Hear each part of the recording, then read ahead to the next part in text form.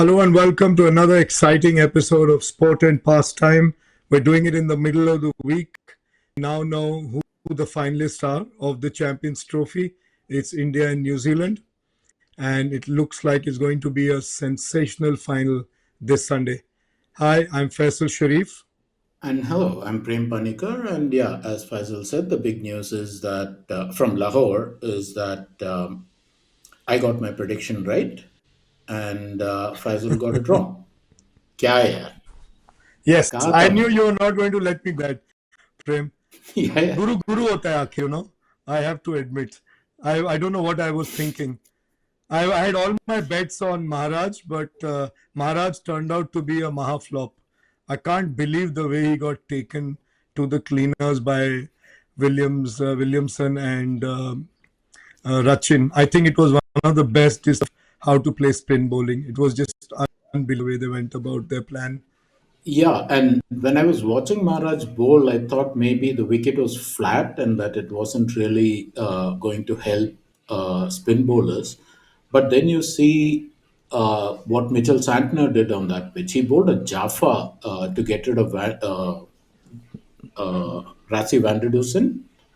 If you remember that ball that drifted in, landed middle, Yeah, went away, took the top of off. He was getting turned throughout. Rachin Ravindra was getting turned. Glenn Phillips was getting turned. yeah. So Maharaj, yeah, it was disappointing. I think I mean, basically in chases, one of the things that you look for is do you have the nerve uh, to chase, knowing that you're facing a stiff target. I think South Africa's problem is one of them obviously is that their bowlers at the death have been consistently bad. But the other problem is an issue of nerve. Because look, if you look at a mark, both South Africa and New Zealand were on the exact same score 143 for two after 20 South Africa, New Zealand 143 for one. There was nothing in it at that point. And then the panic sets in. Why that panic needed to set in when you had the chase and control and you had big hitters coming towards the latter part of the innings, I have no idea. But yeah, for me, it's just nerve. New Zealand held its nerve, South Africa lost its nerve. That's probably, lost, I think, 10 out of 11 semifinals in ICC tournaments. I think the moment they saw Klassen go out for single digit score, I think there must have been panic in the dressing room because a lot on how Klassen performs. He's really the whole batting revolves around him. You know that when there's a big chase, Klassen is going to be at the heart of it. Markram is good, and also Miller. I wouldn't rate David Miller's 100 at all today because he knew the pressure was off. He knew they were never going to get to that tool. Once he started going after the bowling, it was really never on. But I think the moment Klassen was gone, I thought the chase was for them. There's no one can really hold their nerve and take it right till the end. Had Klassen stayed for 10 overs, even 8 overs, I think the result would have been very different. Or it would have been a very, very close, a very tight game. Stop making excuses, yeah. It's like South Africa हार गया बस. Okay, I admit I messed up. I messed up big time. I can't believe what was I thinking. India, South Africa. I think deep down I wanted India to take revenge on South Africa to get another chance uh, to take on India in a longer format. It would have been amazing. India would have defeated them in both and would have been perfect for us. But I think going after Yeah, New Zealand also is not bad. How are you so sure yeah. there was going I to be think New Zealand, Prem? because see, I've been looking at New Zealand for quite some time. They're these very quiet. So nobody rates New Zealand because they don't do anything spectacular. They just do the right things the right way. I love their fielding. The amount of pressure. It's not that they have champion bowlers. For all that we talk about Santner, coming into his own in the last year and a half, uh, that they have these two, all rounders. They're not all rounders, actually batters who can bowl a little bit, in Glenn Phillips and Rachin Ravindra. So they have spare options in case one of them has a bad time. Yesterday, for instance, Matt Henry had that injury, and they promptly brought in Rachin Ravindra because you weren't sure if Matt Henry would come back. And Rachin bowled 5 overs for very, very little. They have all the pieces in place, but none of that is spectacular.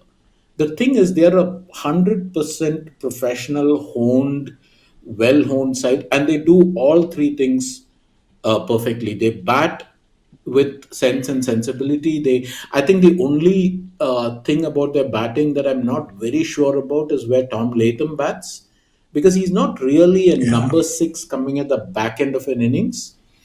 But I don't know how they can solve that unless they push Latham up the order a little bit, maybe after Kane Williamson. But I'm not sure about that one. But I'm sure that he's not your classic number six.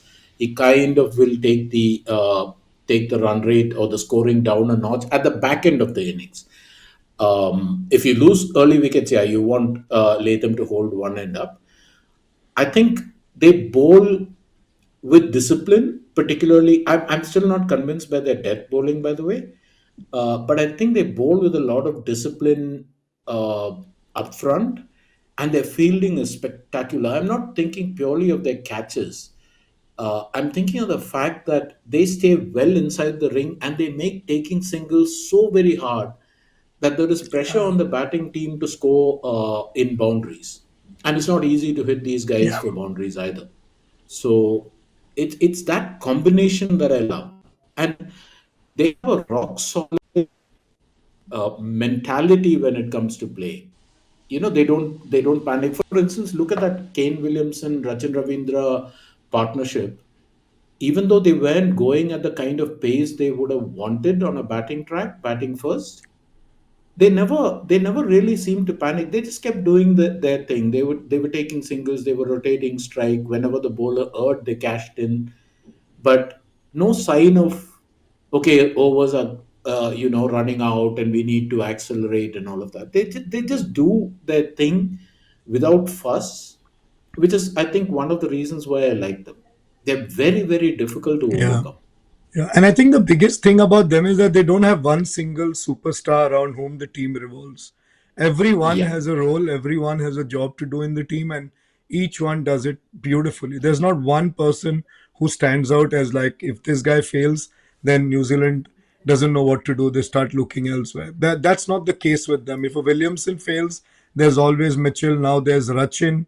Then you always have Glenn Phillips who can turn a game around. He's like the more like a rich man's Glenn Maxwell, I'd say, that he can Yeah. really turn games around if he wants to. And I was just going through some old scorecards. We've completely forgotten that sorry, not John Bracewell, I'm taking his father's name. Bracewell actually has Man. 140 against India. Yeah, he's actually made Yeah. 146 against India, and he's supposed to be the bits and pieces player. So New Zealand, in that sense, everyone can be a superstar on their day when they want somebody to put their hand up, and that's really amazing about the Kiwis. Yeah, true. That bit about not being over reliant on one player, and that's incredibly important because you just made the point about South Africa losing the plot once Heinrich Klaassen got out.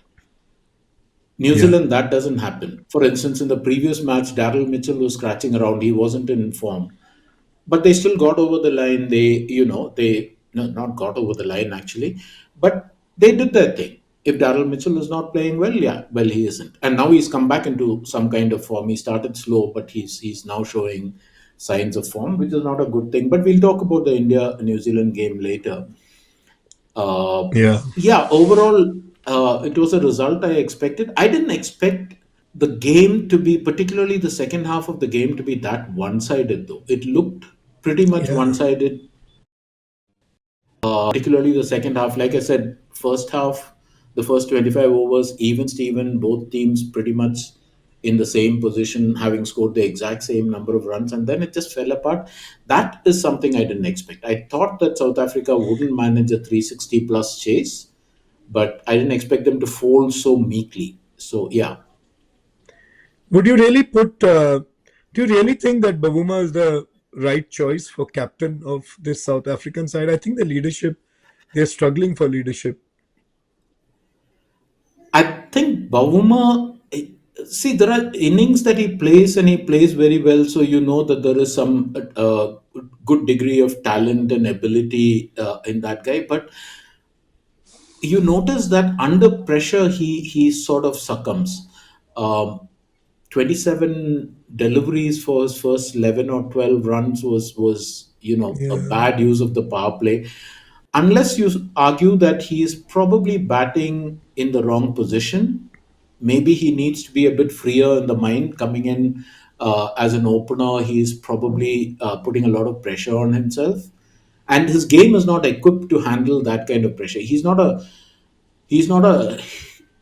big hitting kind of opener. He is more a sort of the kind of opener who will rotate the strike, who will roll the strike over and then gradually build an innings, which is exactly what you can't do against New Zealand. You can't roll the strike over that easily. Those guys don't give you Yeah. nothing in that circle. So yeah, I, That's I true. I don't know. I'm ambivalent about Boma really. On the plus side, look, South Africa has played very little ODIs in the lead up to this. They've made no secret of the fact that they are looking at their home World Cup, the 2027 World Cup, and that they're building towards it. They're experimenting a lot. They want young players to come through and to slot in. Ryan Rickleton, for instance, even though he failed in this particular game, uh, yeah, you can see the potential there. So Yeah. I'm reluctant to call South Africa down and out on the basis of what they've done in the Champions Trophy. You also have to remember that the two teams are huge contrast, right? South Africa didn't really prep for this tournament. New Zealand went all out with its preparation. They pretty much they might Yeah. as well buy homes in Lahore. Yeah, they've been living there for so long that I mean, they keep coming back to Pakistan, all of that. So there is all of this Yeah. going into the game. So yeah, South Africa lost, and I thought they would lose for various reasons, which proved right. But I'm not ready to call South Africa out. They have 2 years Right. to build towards Okay. the World Cup, and yeah, So let's talk about the other game where my prediction came right. The India ah, Australia semi-final. right, I thought it was going to be pretty easy, and it was easier actually because you knew there was no Stark, Hazelwood, or Cummins. Not to take anything away from the Indians. I mean, I think it would have been a closer game, but India would still probably have come on top. But what a match it was! It was really really exciting, and I was most happy to see that all the Indian batsmen, the middle order, got a good outing. I love the way Hardik Pandya went after the bowling, signal to them that we have the accumulators at the top, we have the ones who can make the big scores at the top, but you know there are some crazy pinch hitting down there and some classic batting also down there, with KL Rahul coming good and Hardik Pandya batting like he did. I think that was the biggest positive for me from that India Australia semi final. yeah, I agree. I mean, on the one hand, you have to give Australia considerable credit for how they took the match into the last 48th over. Actually, with you mentioned Stark, Hazelwood, and Cummins. Actually, when you think about it, their lead bowler Darshuis would probably be the sixth pick because you're forgetting Boland Yeah. and Spencer Johnson didn't Yeah. play in that game. So Correct. your first five picks for quick bowlers were not on the park.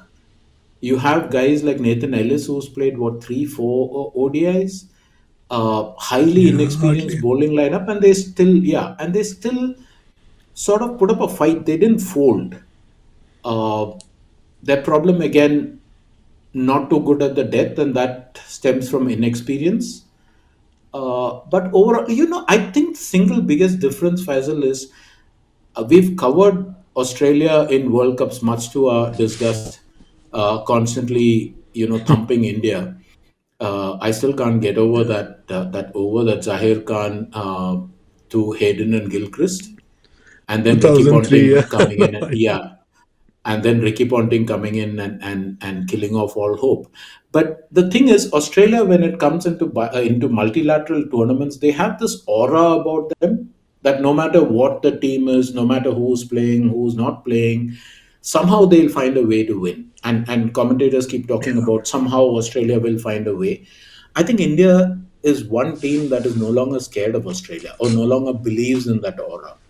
They think that they are better, yeah, and that shows in the demeanor on the field, that shows in the way they play, that shows in the fact that you lose kids. I mean, come to think of it, it wasn't that big of a chase, though 260 plus is fairly big on at the Dubai International. uh, they don't seem to worry when they lose wickets or when the runs are not coming fluently. They know that they'll somehow, that they are better. And I think that's the single yeah, biggest plus point that India has when it faces Australia in whatever format, right? I mean, yeah. they just won a Test series, and now this. So, There's an interesting mhm, story that comes to mind. You remember the 2008 triangular, which India won that one after a long time. And I think mhm, the credit should go to MS Dhoni for that. When they were about to win that final, uh, I think Rohit Sharma was batting with Dhoni, and I think they recollected the story that he said, "Don't get too happy. There's not going to be some crazy celebration. We have to let them know that this is going to continue and this is going to keep happening now. Get ready for this." That's the message Dhoni yeah, wanted to give them by saying, "Don't over celebrate. Don't go crazy when you win the, hit the winning run. This is how it Otherwise, Australia would feel seeing India celebrating so much." And I think that was a very yeah, telling moment. And that's what makes Dhoni the genius and the leader that he is of men. And since then, you've seen that India, Australia, the whole thing, what that this whole facade of India, Pakistan is no more. It's really the India, Australia games that are such high intensity games, you know? yeah. And Australia is also recalibrated, right? They now see India as its biggest threat and its biggest rival, as opposed Yeah. to the Ashes. Ashes, they walk in and they take it home. But India now, they know that yeah, Correct. they know that this is it. This is the defining rivalry of contemporary cricket. Correct. So But Prem, I yeah, want to and take it. and I Let's think. take it. Sorry, Mhm. please go on. I'll continue. No, I think for the final, if I had a wish list, it would be that one thing. Rohit has been making these, emphatic 20s. He goes after the bowling, and he's already decided, and this is not new. He's from the last World Cup onwards, he's been, he's completely changed his game. He just goes for the bowling, irrespective. He doesn't mind if he gets out because he knows Virat Kohli will come in and hold the fort. If Rohit Sharma carries that 20 into a 40 or a 50 in the power play, India wins. Because Yeah. that power play, because what happens is, if Rohit gets out for a 20 of 10 or whatever it is, even if he's striking at 200, Virat Kohli has to come in and take some time. He can't afford to have another wicket going early. So Virat has to take Correct. time. Shubman Gill, in any case, eases into his innings. He's not going to hit out. He only does that towards the latter part of the power play. For me, that is key to the final. But staying with Australia, you were going to tell us a story. Yeah, no, I wanted to kind of go into it segment wise.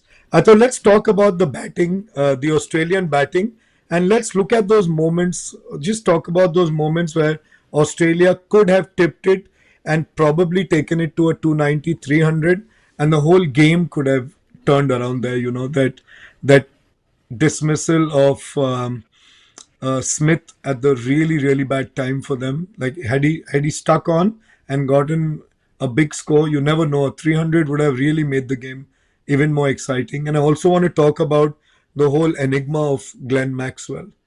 I think those two are really the Yeah, important ones. At that point, they wanted Smith to stay, and had Glenn Maxwell stayed for even 3 4 overs, you were easily looking at them touching the 300. Do you think there was any other moment that Australia gave away or could have turned the score from what it was? Travis Head against Varun Chakravarti. The first ball you face of a bowler who you have never faced, and you're not very sure about, and particularly a bowler like Varun Chakravarti, who is contemporary cricket's mystery spinner, I guess. Uh, Yeah. that was one shot too many, and that at a time when Travis Head, after that initial over where he looked a bit out of sorts, he really found the range of his shots, and he was threatening to do a Travis Head on India all over again. At that point, to lose that wicket, I think made a difference of about 20, 30 runs to what could have been Australia's final score. And then, yeah, you're right. For me, the other two moments were Smith going when he needed. Smith didn't need to uh, play his shots because the run rate was good. He was anchoring beautifully. He was getting singles at will. Uh, so yeah, Smith and then Maxwell, like you said, Maxwell was being Maxwell. One remarkable shot, one incredibly stupid way of getting out. Uh, so Yeah. it Six and just out, they didn't. call I it. think I think yeah, six and out pretty much. And I think they lost it. Funnily enough, Australia actually hit more boundaries and sixes than India. The difference was that one is India, and we talked about this, I think, in the preview of the Champions Trophy, the importance of singles, the importance of not Yes. playing too many dot balls.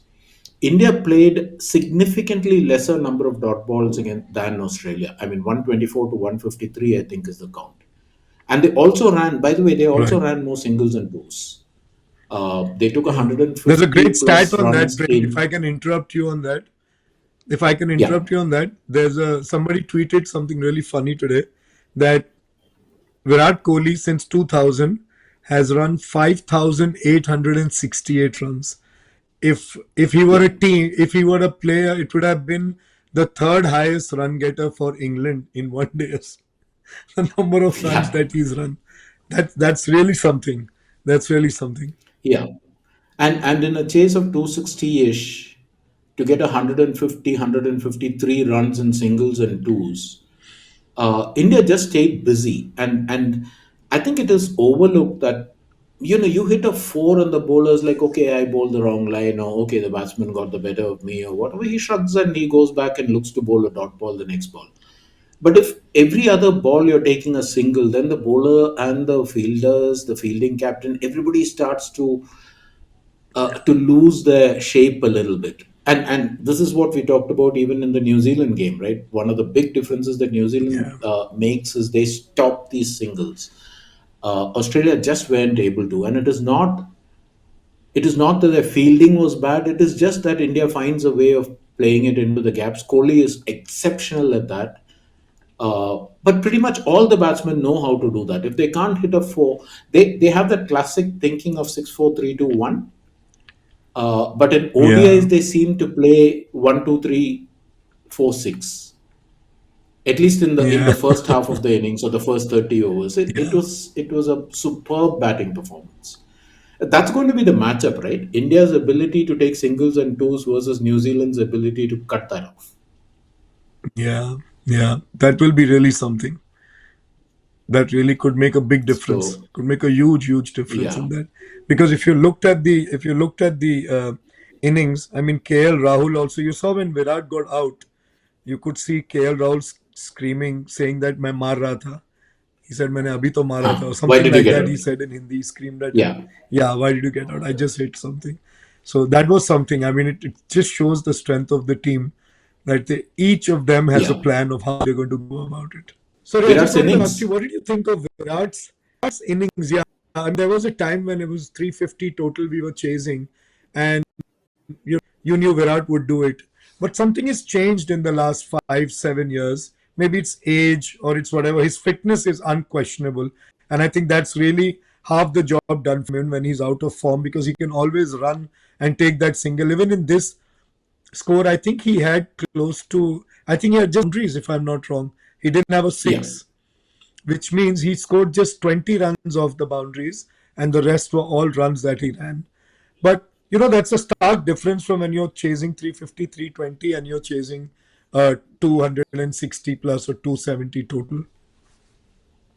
Yeah, I mean, you asked about the difference. The only difference that I can see, and now we have got two solid innings from Virat to sort of read. The only difference I see is exactly what you pointed out, that earlier what used to happen was Virat would start off with these, singles, twos.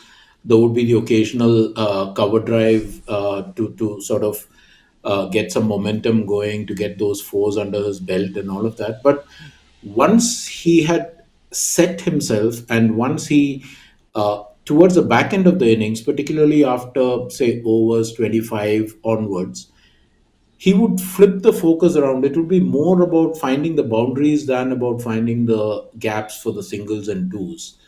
Uh, I think those emphatic shots, the number of emphatic shots that he plays per innings has kind of come down. You remember that six that people still talk about, right? The one against Pakistan. It just, Of Haris Rauf. Yeah, yeah, Haris Rauf. What a it's one shot. of the, yeah, it's one of the best shots I've seen played by an Indian batsman. I mean, it matches Sachin Tendulkar against Shoaib Akhtar, the 6 over point, for impact, and also for the sheer quality of it. Those kind of shots which announces that Virat Kohli is on top of things has kind of come down. But on the other hand, like you pointed out, his fitness now carries him through innings. He runs that the last single that he takes is as fast. There are two runners that I really love looking at. One is Virat, and funnily enough, the other is Glenn Phillips. Did you notice what he was doing? He was on the blocks like, a Ben Johnson or a Carl Lewis, or Usain Bolt, readying for. I don't know if you noticed that. It was great to watch.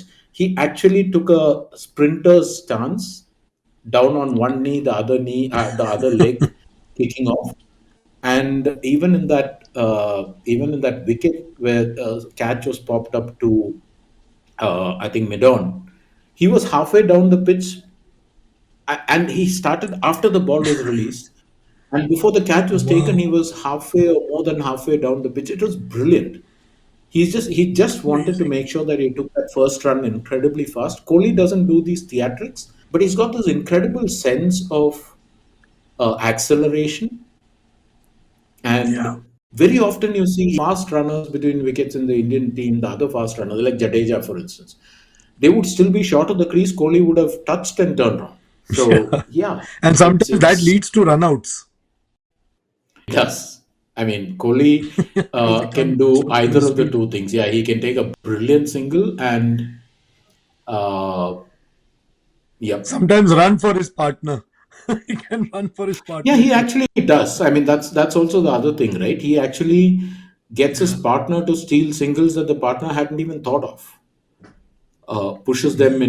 into running faster. So yeah, I think India currently has constructed the best ODI team it's ever had. And I know we've had some very Yeah. good ODI sides, but right now the balance seems perfect. You also mentioned KL Rahul. Uh, there is a part of me that wishes that Rishabh Pant was playing, simply because imagine the havoc he can create coming in at around the six mark towards the back end of the inning, Yeah. spinners in operation. The game is never over. He'll Yeah. The game is never over with yeah, Rishabh.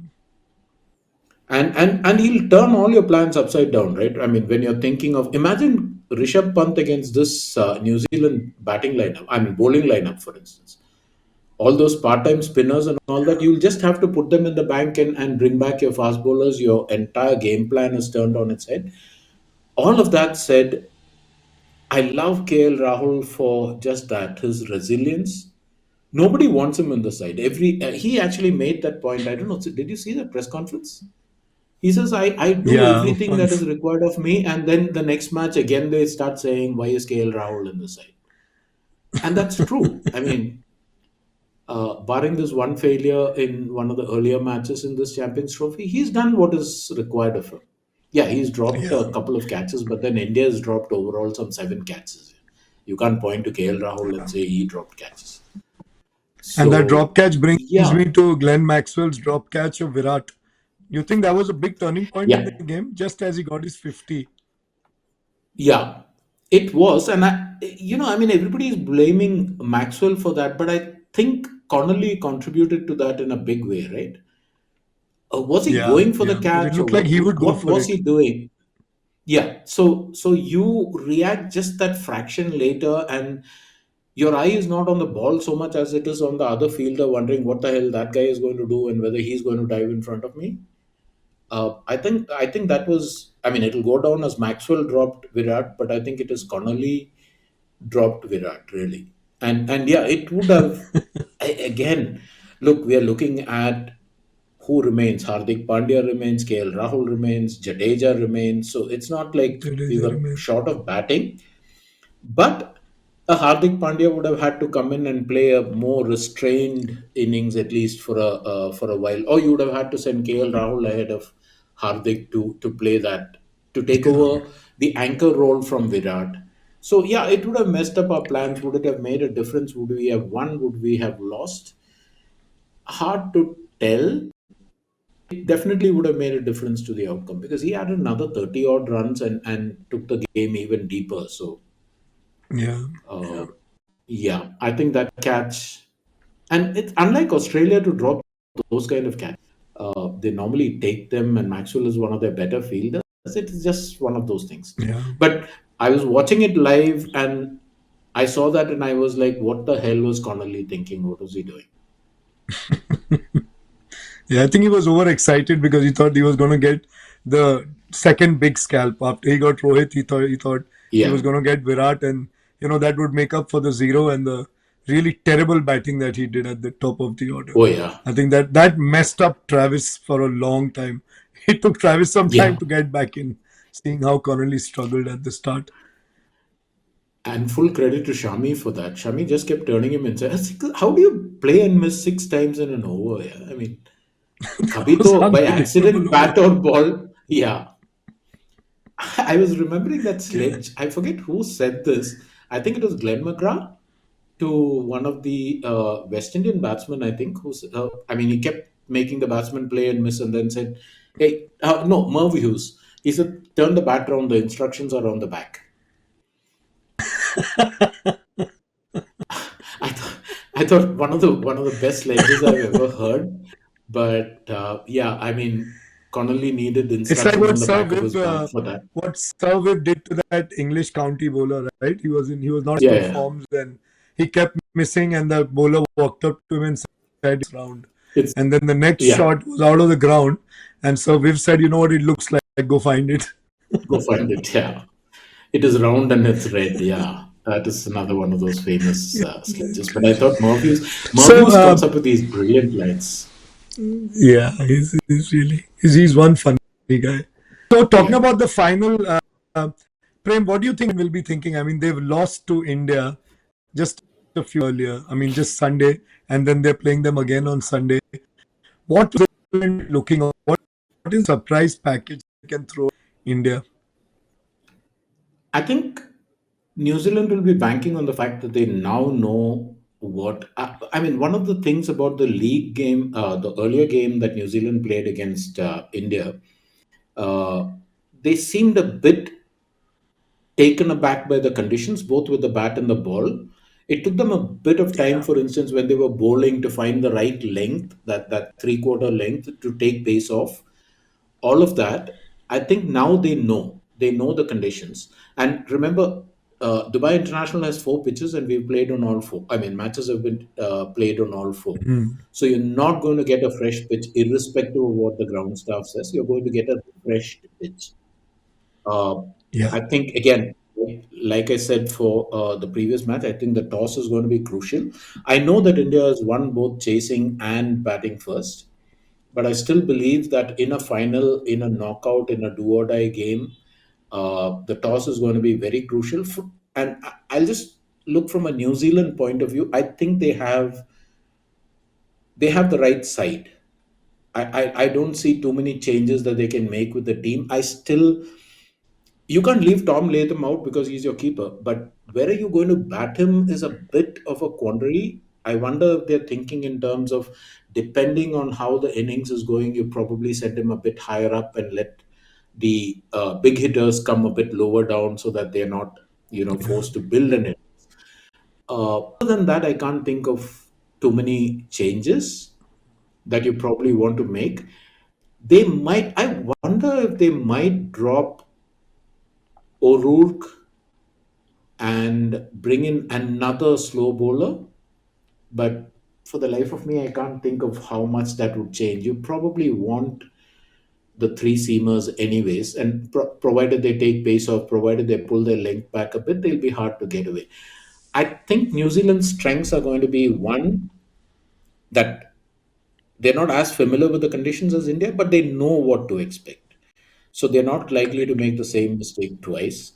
The second is, like we discussed earlier, they're a very professional side. They tick all the boxes. They just go about their business quietly, but with an incredible amount of efficiency. Uh, their fielding inside the circle is going to make a big difference, but because even Virat Kohli is not going to take singles to the kind of fielders they have inside the circle. It's going to be very, very Yeah, difficult. And remember, Virat's partners don't respond the way Virat does, or they don't see a single the exactly. way Yeah, Virat. that's a big thing. Yeah, so that is going to be a big plus. I think in the negative, the other thing is Kane Williamson is back in form, which is going to matter a lot Yeah. because the first two But Prem, failed. he He had doesn't two. work well. Ken Williamson doesn't work well when he's chasing because he plays at his own pace. And if you Right. see when he's chasing and he plays at that pace, it becomes a struggle and puts enormous pressure on Mitchell and all the other guys who the others to set up a total. But when he's chasing, I don't know, Ken Williamson can sometimes become a bit of a, burden is a wrong word, but he kind of becomes a spoke in the wheel. He could, and I agree. I think the thing about Kane is that he has this knack of manipulating the field and just keeping the boat ticking over. It can be an Yeah. advantage, but it can equally be a disadvantage. I think if I was sitting in that New Zealand dressing room, I would be aware of Kane Williamson's strengths and weaknesses. So it would be, you made the point about KL Rahul saying, "Main maar raha tha, tum kyun?" Why did you play that Hmm. shot to Virat Kohli? I think the New Zealand batsmen also have that sensibility. They see that Kane is anchoring, they let him anchor, and they bat around him. Yeah. So I think even if you look at the South African batting, what they lacked was that anchor who would take it deep so that the others could work around him. Australia had the same problem. So all told, Kane Williamson's form, I think, is a plus for me as opposed to a minus. Rachin Ravindra had one failure against us, but he is again batting very well. Will Young is a bit of a neither here nor there kind of thing, but the rest of the batting is fine. I'm not very convinced by that death bowling. I think Mitchell Santner figured that out, and that is why he used players like Rachin Ravindra and Glenn Phillips. One was to cover for Matt Henry in case It's, Henry yeah. couldn't bowl.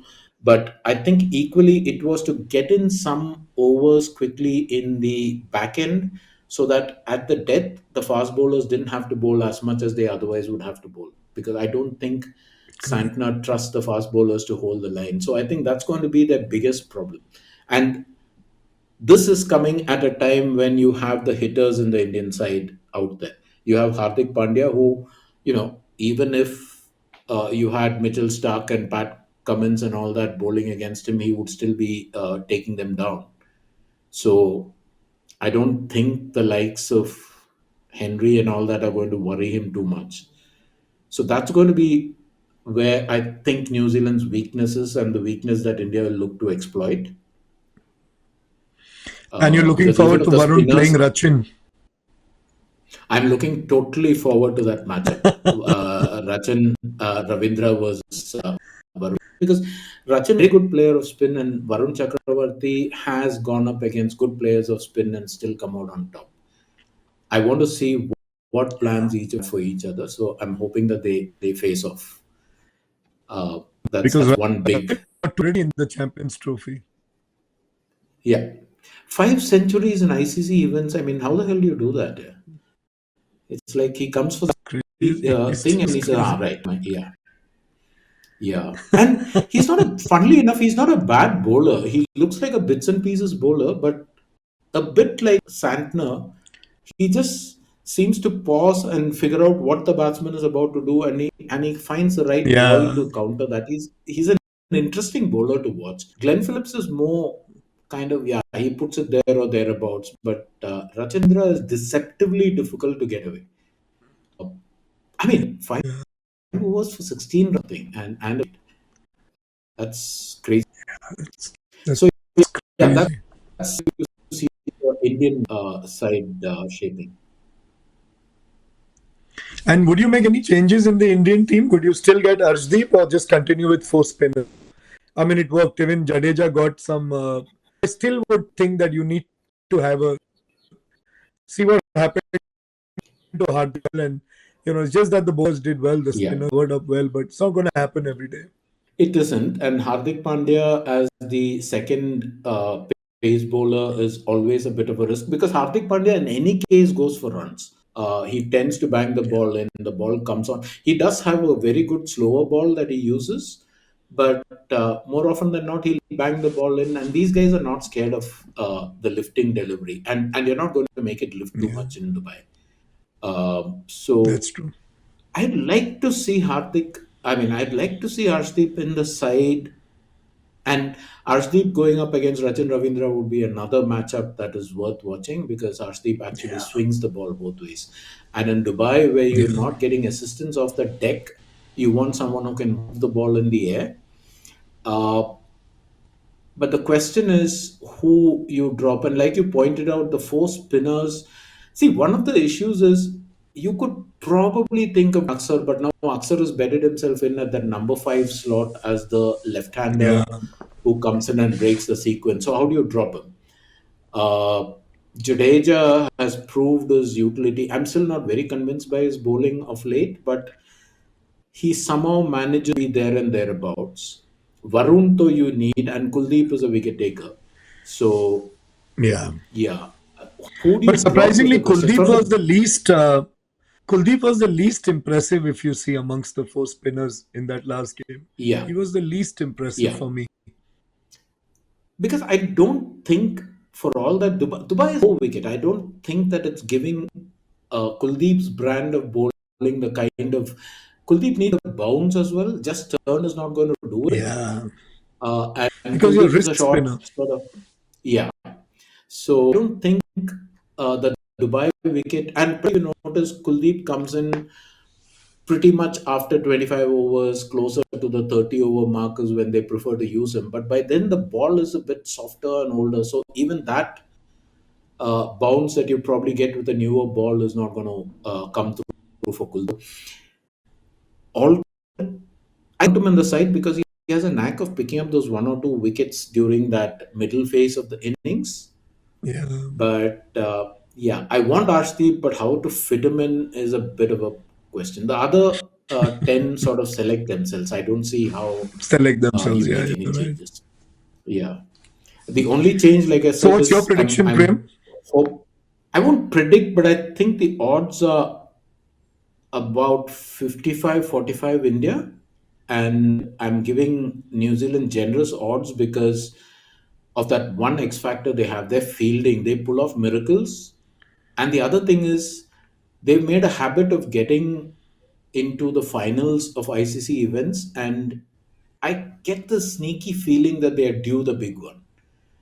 They've been doing everything right. Yeah, Sooner or later, they've got to crack the code, and this is not the game where they do it. yeah. And India still has a little bit of the wood on them. They've got more wins in one days than them. Though, if Yeah. you look at them, they've won the ICC match that they've played, where it's a knockout, whether it was the 2000 when New Zealand beat India, then the 2019 Mhm. semi-final, and then of course the World Test Championship.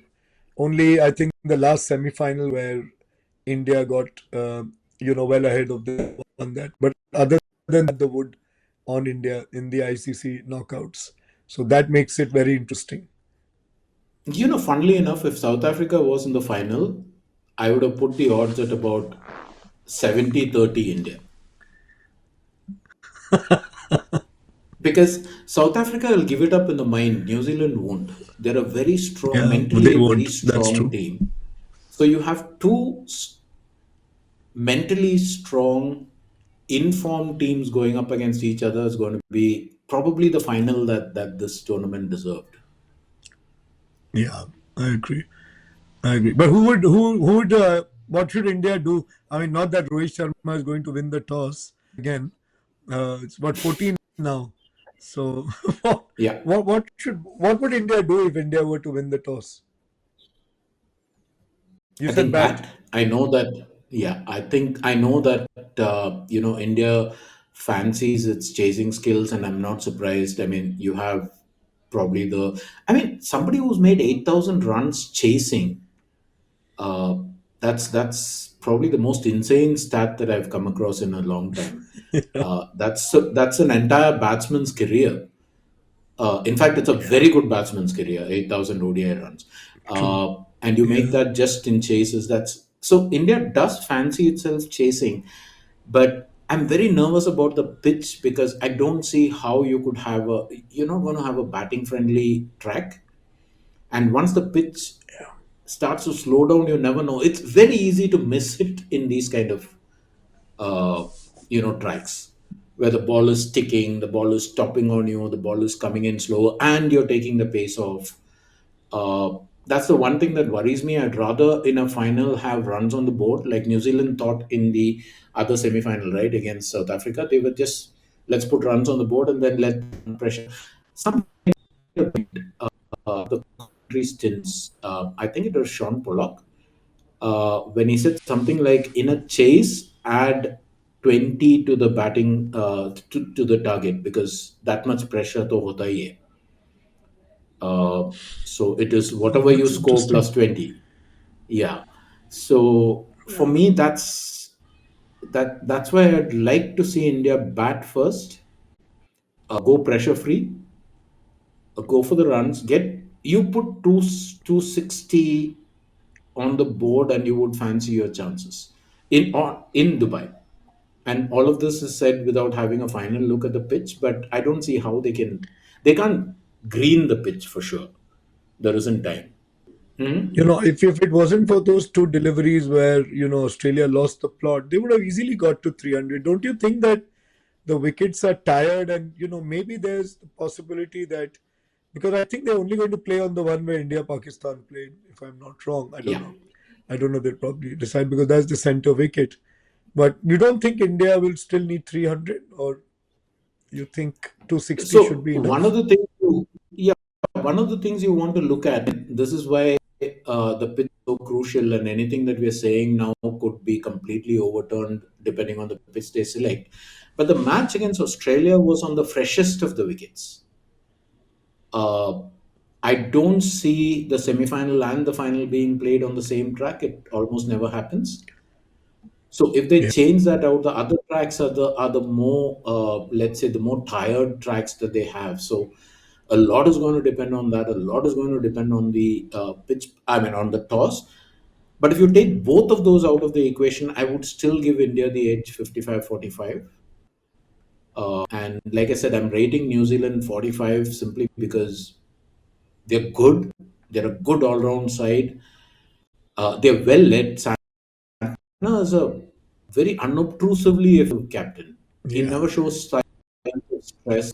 He's calm. He's relaxed. He's joking around. I love that moment when Williamson dived, missed it, and Santana just looked at him and laughed. And there was this other thing where Hen came back after the injury. The first time he had to field the ball, he fielded with his foot. He didn't want to risk landing on his shoulder again. But the second time, he had to dive. And the minute he dived and stopped the ball, Santner looked at him and laughed out loud, saying, "See, you got forced There's into a bit diving." of he's like the poor man's Morgan. No, he's like the poor Yeah, man's Owen Morgan. He has that calm and yeah, you know he yeah. doesn't talk too much, but Very, he's very like he sort always of. looks like he's in control. Yeah, Yeah, and you notice that he's thinking constantly. He's trying to stay ahead of the game. Uh, he has these moments when he'll call in Kane Williamson or one of his bowlers in for a quick discussion, and suddenly you will see changes being made. Even yeah, before bringing on Ravindra, there was that conversation. I'm not very good at lip reading, but I think Kane Williamson was talking about bringing one of the Pacers back, and Santner said Ravindra, and then I mean they seem to agree, and they brought in Ravindra. So all of those things make New Zealand a very problematic side to go against. Yeah. Uh, as we found out to our cost at home, I mean, we thought that we could spin them out, and they spun us out. So there's also Yeah. that to keep in mind. So, but I still bank on India overcoming all of this. And that's not a prediction, by the way. So in the review, you can't say you. That's why I'm just making. even if you, I'm not saying who's going to win. I really think, I just hope it's a great final. But this is really two amazing sides who are going to be playing. And I think it's going to be Yeah, efficiency against a really, really great side, which is India, because I don't know when you'll see the likes of a Rohit Sharma and Virat Kohli again in a team. So in it would be their last ICC tournament. big knockout game together. Yeah, their last ICC tournament together. I think they might play Yeah, the Olympic, the 28, if they last till then. But yeah, yeah, this looks like their last big game. So let's hope it's an yeah. amazing one. Definitely not 2027 because that's way too much. 2 more years, I don't see that happening. So yeah, you remember there was, let's do it for Sachin, let's do it for Dhoni. This time, I think it's let's do it for Rohit and Virat as a signature Yeah, send yeah, off. it looks like Which it. reminds me, one of the saddest happened in this tournament is Steve Smith calling time on his ODI career after batting the way he has. Yeah, yeah. It felt a bit. There Yeah, was I that think I was nice very sad. moment He when has some Virat, more cricket left in him. yeah, there was that moment when Virat asked him, "Is this your last?" and then gave him that big hug. Uh, Yeah, I mean, they on the field of play they'll go for each other. Particularly, Virat will keep going for Steve Smith. That sandpaper thing in the uh, you know all of that he'll do, but they do respect each other. yeah, the contemporaries. I mean, they were the big four, no, the Fab Four. Yeah, He's amongst them. I think the way they've come through. I mean, Steve Smith is easily one of Australia's greatest batsmen, whether it's yeah. Test, One Day, and imagine he started off as a leg spinner. That's amazing. Started off as a leg spinner, batting at what 7 or 8 or something like that. Yeah, at To 7 or 8, then no one become thought he'd be even Test material. It's yeah, unbelievable. to become Australia's single greatest batsman, contemporary batsman. That's quite something. So on that note, you are refusing to predict because you don't want me saying I told you so. I don't want I'm to be not wrong twice. I don't predicting. want to lose twice. Yeah, but yeah, well, I seem to remember times in Rediff when you were wrong more than once, but we won't go there right now. You're not going to let me go, huh? Yeah. Thanks. On that, So rubbing all the salt you have into my wounds, we'll bid farewell yeah, and we'll come and again we'll see after you the final. after the final. Inshallah, with good. Let's see. Super. Thank you so much, friend.